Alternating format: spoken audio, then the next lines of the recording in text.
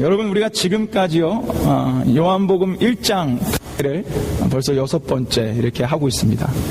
제가 몇 번 말씀드렸고 또 우리 주보에도 기록되어져 있지만 지금 요한복음 1장 오늘 말씀까지 한 주제가 있었는데 그게 뭐였냐면 신앙의 근본이라는 주제였습니다.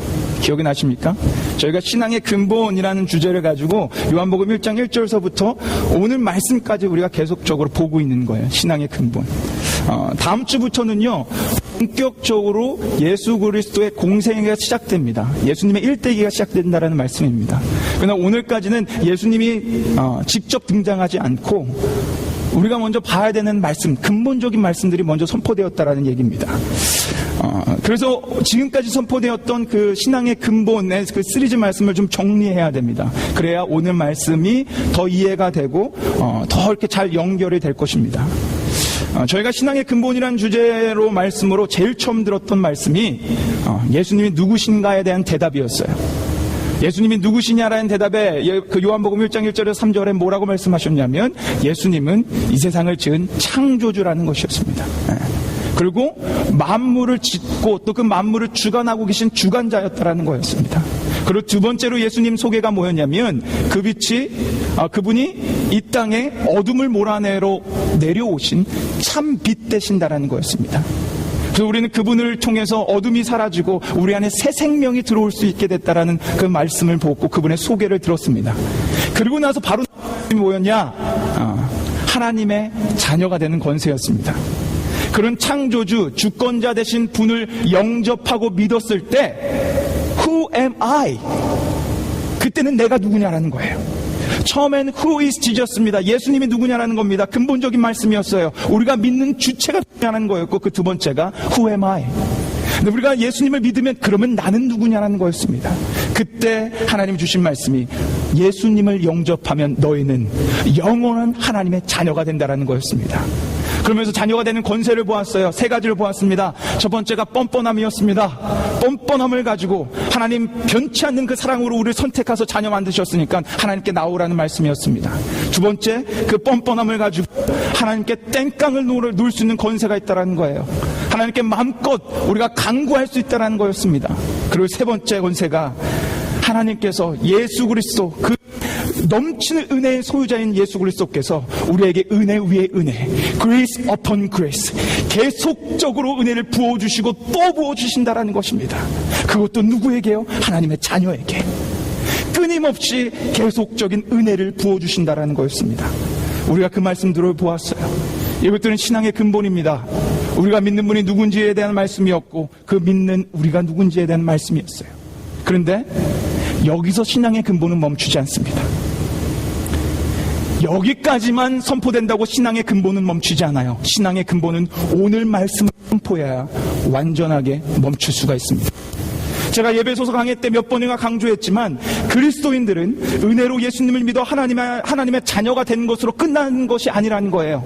하나님의 자녀가 되었다면 자녀의 마땅한 삶이 존재한다라는 것입니다. 오늘 그 얘기를 오늘 말씀해 주셨어요. 지금까지 우리에게 예수님이 누구인지 우리가 누구인지 후에 대한 말씀을 전했다면 오늘 말씀은요, 그 예수님을 믿어 하나님의 자녀가 된 우리가 어떻게 우리가 살아가야 되는지 분명한 방법을 제시해주고 있다는 거예요. 그래서 우리는 분명하게 오늘 말씀을 통해서 어떻게 우리가 살아갈 수 있을까라는 말씀을 분명히 마음에 새기고 돌아가야 됩니다. 오늘 말씀을 통해 그 방법을 분명히 밝히 알길 원합니다. 자녀가 되었어라고 그냥 만세를 외치고 끝내는 것이 아니라 자녀가 되었다면 그 삶이 어떻게 라는 그 삶인지를 분명히 깨닫기를 원합니다.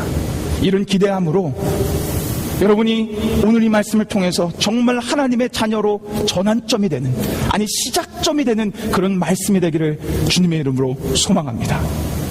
자, 그렇다면 우리가 먼저 19절을 좀 읽어봐야 돼요. 자, 우리 19절 말씀 한번 같이 읽어보겠습니다. 같이 읽겠습니다. 시작. 유대인들이 예루살렘에서 제사장들과 레위인들을 요한에게 보내어 내가 누구냐 물을 때 요한의 증거가 이러하니라. 자, 유대인들이요 세례요한 가지고 물어봅니다. Who are you? 너가 누구냐? 제가 전에 한번 간단하게 말씀드렸지만 이 배경을 좀 간략하게 설명하고 넘어가야 됩니다. 여러분, 이때 당시는요, 이스라엘은 로마의 통치 아래에 있었습니다. 쉽게 생각하시면 우리나라가 일제 통치를 받았을 때를 생각하시면 돼요. 물론 그 정도의 억압을 받고 있지는 않았습니다. 이때 당시만 해도. 그렇지만 민족성을 잃어버렸어요. 나라를 빼앗겼습니다. 그런 통치 아래에 있다는 건 동일했습니다. 그러다 보니 이스라엘 백성에게는 한 가지 소원이 있었습니다. 그게 뭐냐? 자신들을 로마의 통치에서 구원해줄 정치적 메시아를 기다렸던 거예요. 왜냐, 하나님께서 구약 말씀에 분명 이스라엘 백성들에게 약속하셨습니다. 너희를 구원시킬 메시아를 보내주겠다. 그 말씀을 알고 있는 유대인들은 기대했어요. 소망했습니다. 빨리 우리의 구세주, 그 그리스도가 와서 우리를 구원해주길 기다리고 있었습니다. 그 시점에 유대 사람들 가운데 굉장히 인기 좋은 한 사람이 갑자기 등장합니다. 그게 바로 오늘 본문 말씀인 세례 요한입니다. 수많은 사람들이 그를 따랐어요. 세례 요한의 그 카리스마가 대단했습니다. 말 한마디예요. 많은 사람들이 그를 추종하며 많은 사람들이 변화를 받고 많은 사람들이 그 앞에 나와 세례를 받았습니다. 그러면서 소문이 들기 시작한 거예요. 혹 저 세례 요한이 우리가 기다리고 있는 그가 아닐까? 혹 저 세례 요한이 우리가 기다리고 있는 그 그리스도가 아닐까? 라는 소문이 돌기 시작했습니다. 그래서 오늘 본문 말씀이 나오는 거예요. 세례 요한에 찾아가가지고 그 많은 유대의 종교 지도자를 물어봅니다. 당신이 그입니까? 당신이 우리가 기다리고 있는 그리스도이십니까? 라고 기대하며 질문을 세례 요한에게 한 겁니다. 그 질문에 대한 대답을 세례 요한이 20절에 이렇게 얘기합니다. 자, 20절 말씀 우리 한번 같이 읽어볼까요? 20절 말씀 같이 읽겠습니다. 시작. 요한이 드러내어 말하고 숨기지 아니하니 드러내어 하는 말이 나는 그리스도가 아니라 한데. 아멘. 여기에요. 숨기지 않고 얘기했답니다. 숨기지 않고 자기를 다 드러내면서 얘기하는 게 나는 너희가 생각하는 것처럼 너희가 기대하는 것처럼 그리스도가 아니다 라고 얘기합니다. 여기서 끝이 아니에요. 그 다음 구절에 또 이렇게 물어봅니다. 또 묻되 네가 엘리야냐? 세례 요한이 대답합니다. 난 아니다. 또 물어봅니다. 그럼 너가 선지자냐? 세례 요한이 또 대답합니다. 나는 아니다. 이때 당시 유대 사람들은요, 그리스도뿐만이 아니라 엘리야와 같은 대선지자를 기다렸어요. 왜냐하면 이사야서 말씀에 엘리야와 같은 대선지자를 너희에게 보내어 길을 인도하겠다라고 말씀하셨기에 자기네를 인도할 줄 알고 자기를 그 로마의 통치에서 벗어나게 해줄 줄 알고 그 선지자를 기다렸던 것입니다. 근데 더 재미난 것은 사실상 마태복음 11장 13절에서 14절 말씀을 보면 세례 요한이요, 이사야를 통해서 예언한 바로 그 선지자인 엘리야입니다. 근데 지금 그 세례 요한은 아니라는 거예요. 왜 아니라고 얘기하냐면 그들이 기대하고 있는 사람이 아니라는 겁니다. 나는 영적으로 너희를 인도할 자이지 너희를 정치적으로 로마에서 구원해 날 그 인도자가 아니라는 말씀을 지금 하고 있는 거예요. 계속적으로 아니라고 대답을 하고 있습니다. 저는 이 부분을 묵상하면서 세례 요한이 진짜 대단한 사람이구나 라는 생각을 했어요. 예수님께서 세례 요한을 뭐라고 평가하셨냐면 여자한테 난 사람 중에 가장 위대한 사람이라고 평가했거든요. 저는 그 말씀이 이해가 가더라고요. 왠지 아십니까? 우리 인간은요, 누구나 다 우리 자신을 드러내길 원합니다. 그렇지 않습니까? 우리는요, 우리가 믿음이 좋다라는 것을 드러내길 원해요. 우리는요, 우리가 똑똑하다는 걸 드러내길 원합니다. 우리는 우리가 잘났다라는 걸 드러내길 원해요. 우리가 돈 많다라는 걸 드러내길 원합니다. 그게 인간인 우리예요. 설마 아니라고 대답하실 분 계십니까? 난 아니라고 손 번쩍 드실 분 계세요? 그분이 더 드러내길 원하는 분이실 겁니다. 우리의 인간은 그렇게 나태해져 있어요. 제가 아마 그 중에 가장 큰 자일 겁니다. 누가 만약에 저에게 찾아와서 강도사님이야말로 저희가 찾던 그 목회자입니다 라고 얘기를 한다면요, 저는 표정을 숨길 수 없을 것 같아요. 입이 찢어져가지고 귀에 걸리며 아이고 글쎄요 라고 얘기할 거지만 제 표정에선 다 드러날 겁니다. 전 그런 인간입니다. 그런데 지금 세례요한은요 그러지 않습니다. 저는 얼마나 이 모습이 멋졌는지 몰라요. 아까 뭐라고 얘기했냐면 말씀에 숨기지 않고 얘기했대요. 그러니까 자신을 알았다라는 얘기입니다. 숨기지 않고 모든 시선이 자기에게 쏠릴 때 그의 명성을 높이고 그를 기대하고 추구했을 때 얘기합니다. 난 아니다. 난 너희가 기다리는 그 메시아가 아니야. 난 심지어 선지자 엘리야도 아니야. 근데 더 놀라운 건 그 다음 대답이 더 놀라워요.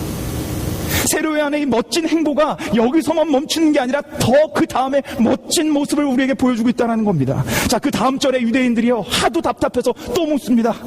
아니 그렇다면 대체 당신 누군데 그런 카리스마를 이용해서 사람들에게 세례도 주고 사람들이 당신을 따르는 겁니까? 당신 누구세요? 라고 물어봅니다. 그때 세례요한이 자신에 대해서 이렇게 정의해서 내려주고 소개합니다. 자, 23절 말씀 한번 우리 같이 이 놀라운 말씀을 읽어보길 소망합니다. 같이 읽겠습니다. 시작. 가로되 나는 선지자 이사야의 말과 같이 주의 길을 곧게 하라고 광야에서 외치는 자의 소리로다 하니라. 아멘. 이 말씀은 구약성경 이사야서 40장 3절에 이미 이사야 선지자가 세례 요한을 두고 예언한 말씀이에요. 그 말씀을 인용하면서 여기서 뭐라고 얘기하냐? 다른 거 다 볼 필요 없습니다. 세례 요한이 증거하는 건 I am the voice. 나는 소리이다. I am the voice of one calling. 나는 그냥 외치는 자의 소리다. 나는 단지 소리에 불과하다 라고 얘기합니다. 여러분, 소리는요, 소리 그 자체가 중요한 것이 아니라 소리가 가리키고 있는 것이 중요한 거예요. 제가 예배소서 강의를 하면서 한번 제가 들려드렸던 얘기입니다. 한번 또 들어보세요. 매년 1월 달이 되면요, 미국이든 한국이든 그 나라의 수장인 대통령이 나와서 앞으로 1년 동안 내가 이 나라를 어떻게 이끌고 갈 거라는 연설문, 그 아젠다를 발표합니다. 그게 미국 말로 하면 State of the Union Address예요. 매년 1월 1일. 그래서 모든 방송이 그 State of the Union Address를 다 반영합니다. 그래서 재미난 방송을 볼 수가 없어요. 그런 경험 해보셨죠? 모든 방송국이 그 대통령이 연설할 그것을 다 비추고 있습니다.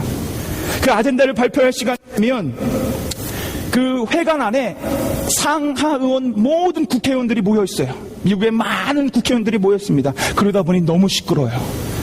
여러분, 정치가들이 얼마나 시끄럽겠습니까? 모여가지고 1년 처음 모였으니까 막 여러저런 얘기를 하는 거예요. 새해 인사를 하는지 뭐를 하는지. 방송을 보신 분들은 제가 무슨 얘기를 하는지 알 겁니다. 엄청 시끄럽습니다. 그런데 갑자기 저 구석에서 한 사람이 소리를 칩니다. The President of the United States. 미국 대통령님이십니다. The President of the United States. 그러면 그 회관이 언제 그렇게 시끌벅적했냐라는 듯이 조용해지면서 모든 시선이 대통령이 나오는 저 문으로 향합니다. 온 스포트라이트가 저 문을 향하여 대통령을 바라보게 됩니다. 중요한 건 어떤 방송국도 그 소리를 내는 사람을 잡지 않는다라는 거예요.